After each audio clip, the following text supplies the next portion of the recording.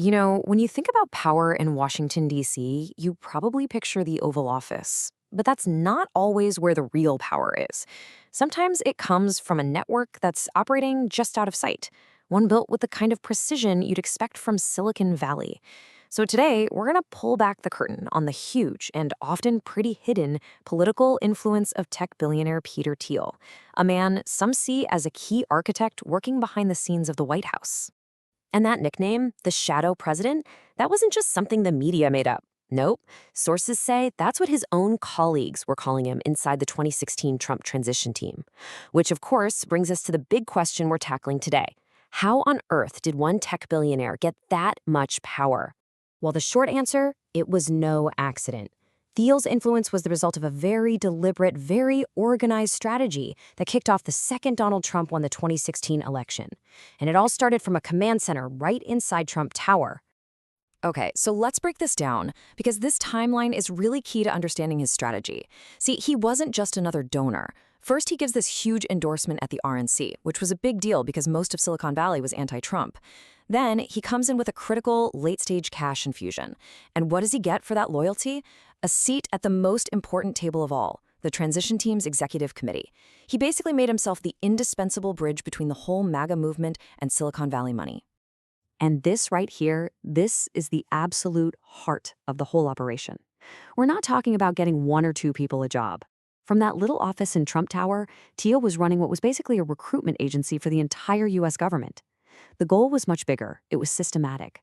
Find a way around the traditional government bureaucracy and install a brand new class of officials, loyal technocrats pulled right from his own network.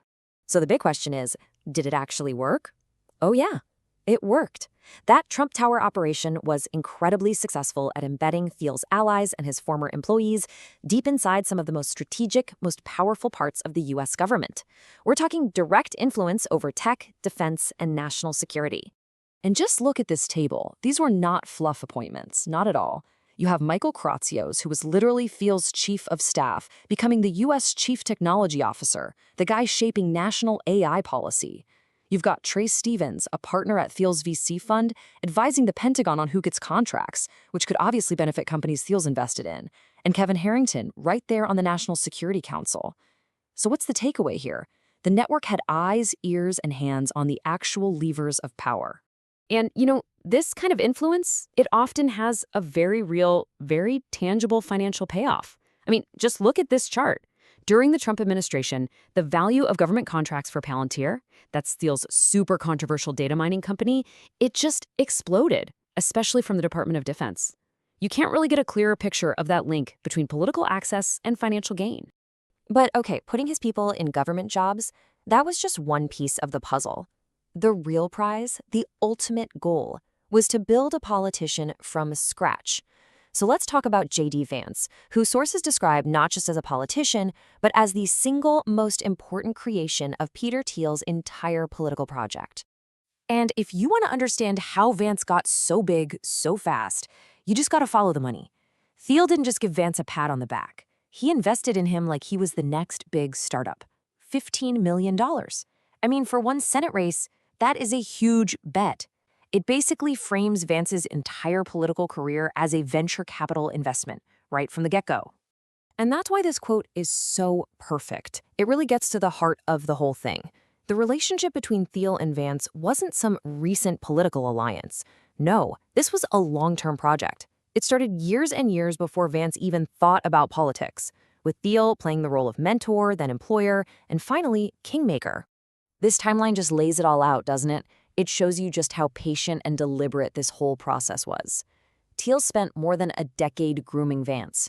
First, he mentors him at Yale Law. Then, he hires him into his VC world. Then, he's the one who personally introduces him to Donald Trump. And the final step? He actively lobbied for Vance to be picked as vice president, basically completing the journey from a law school protege to one of the most powerful people on the planet.